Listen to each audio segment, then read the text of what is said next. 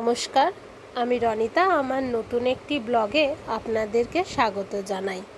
আজ রবিবার, সকাল 7টা তখন বাজে। চারিদিকে বেশ রোদ উঠেছে। কদিন ধরেই বৃষ্টি হচ্ছে, তো আজকে রোদ উঠেছে, চারিদিকটা বেশ ভালো লাগছে, তাই সেটা একটুখানি ভিডিও করে আপনাদের সাথে শেয়ার করলাম। কদিন ধরে বিশেষ ব্যস্ততার কারণে কোনো ব্লগ করা হয়নি। শুধু ব্যস্ততা নয়, মনটাও খুব একটা ভালো ছিল না। আশেপাশে যা ঘটনা ঘটছে তাতে ভালো থাকার কথাও নয়। এইসব কারণে কোনো ব্লগ ছাড়া হয়নি। আজকে আবার তাই সকাল থেকেই ব্লগটা স্টার্ট করলাম। সকালে একটু চা বসিয়েছি।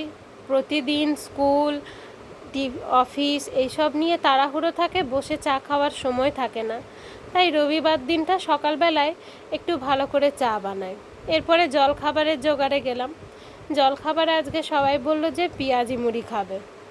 পেঁয়াজগুলোকে ছোট ছোট করে কেটে নিয়েছি।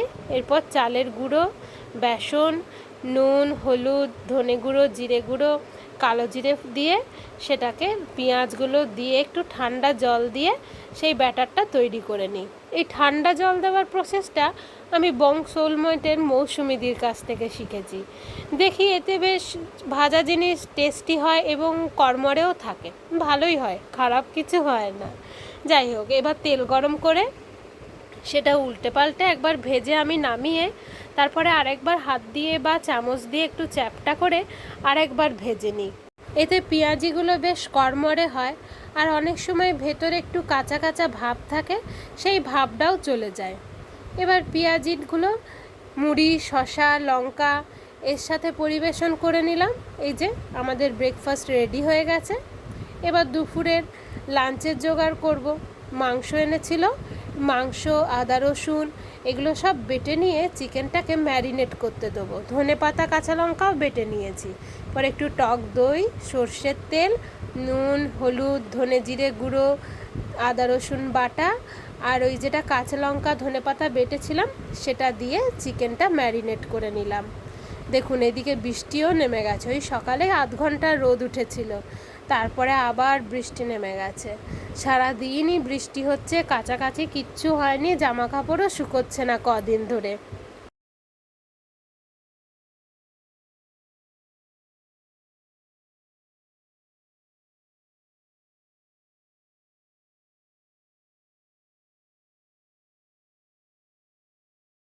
কৌশিক বাজার গেছিল, আজ রবিবার, সারা সপ্তাহের বাজারটা মোটামুটি এনে দেয়।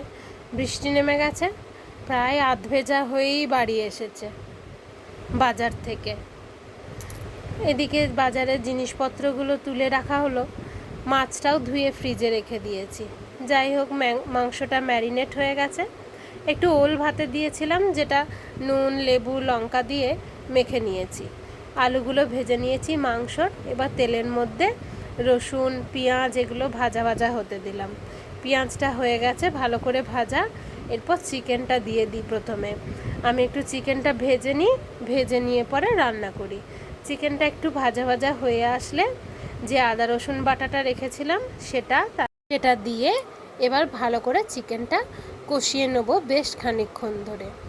এইভাবে কষতে কষতে তারপরে যখন তেলটা ছেড়ে দিল, মাঝে একটুখানি ধনেপাতা, কাঁচা লঙ্কা যেটা বেটে নিয়েছিলাম সেটাও দিয়ে দিয়েছি।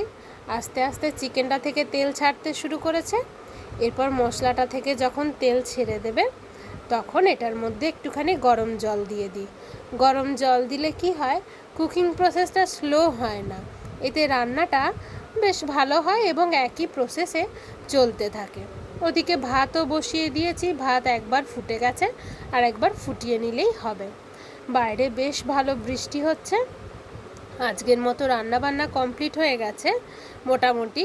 এবার চিকেনটা সেদ্ধ হয়ে গেলে একটু লঙ্কা, ধনেপাতা, গরম মশলা দিয়ে ঢাকা দিয়ে কিছুক্ষণ রেস্টে রেখে দিলেই রেডি হয়ে যাবে আজকের চিকেন।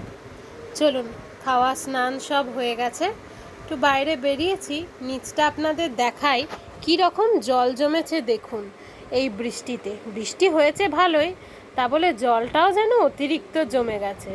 একটু কাজ আছে তাই জন্য বেরিয়েছি নেহাতি, না হলে বেরাতাম না এত জলের মধ্যে।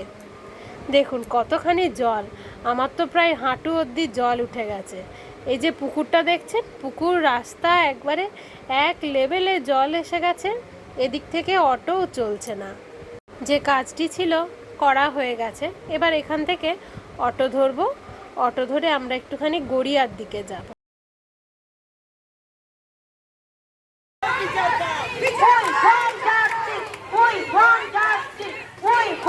গড়িয়াতে এসে দেখি একটি উই ওয়ান্ট জাস্টিসের একটা মিছিল বেরিয়েছে, যে মিছিলে আমরাও সামিল হলাম, কারণ কদিন ধরেই আমাদের মনও খুব ভারাক্রান্ত ছিল। আর সত্যি এমন একটা দুর্ঘটনা, একটা কেন বলবো, এরকম তো দুর্ঘটনা অনেকই ঘটে।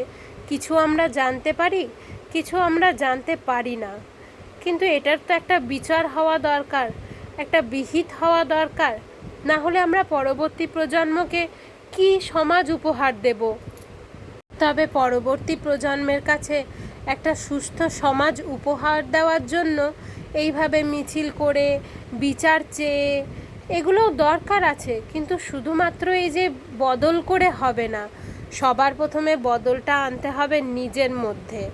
মানুষ সবাইকে বদল করতে চায়, তার সরকার বদল হবে, প্রশাসন বদল হবে, চাইলে মানুষ পৃথিবীকে বদল করে দিতে পারে, সমাজের বদল করবে, কিন্তু মানুষ অর্জন আছে যে নিজেকে বদল করতে চায়। মানুষ কিন্তু নিজেকে বদল করতে চায় না। আর যদি নিজেই না বদল হলাম, তাহলে কি আমি অন্যকে বদল করব না অন্যকে বদল করার আওয়াজ তুলব? সবার প্রথম তো নিজের মানসিকতা, নিজের মনোবৃত্তি, এগুলোর তো পরিবর্তন করার দরকার। এগুলো যদি পরিবর্তন না করতে পারি, তাহলে তো সমাজের পরিবর্তন হবে না।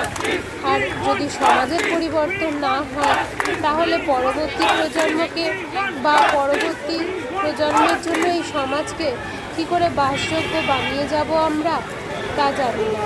তাই আমাদের সবারই এ বিষয়ে সহমত হওয়া উচিত যে সমাজকে বদলের আগে নিজের পরিবর্তনটা খুবই দরকার, যদিও এটা আমার ব্যক্তিগত মতামত।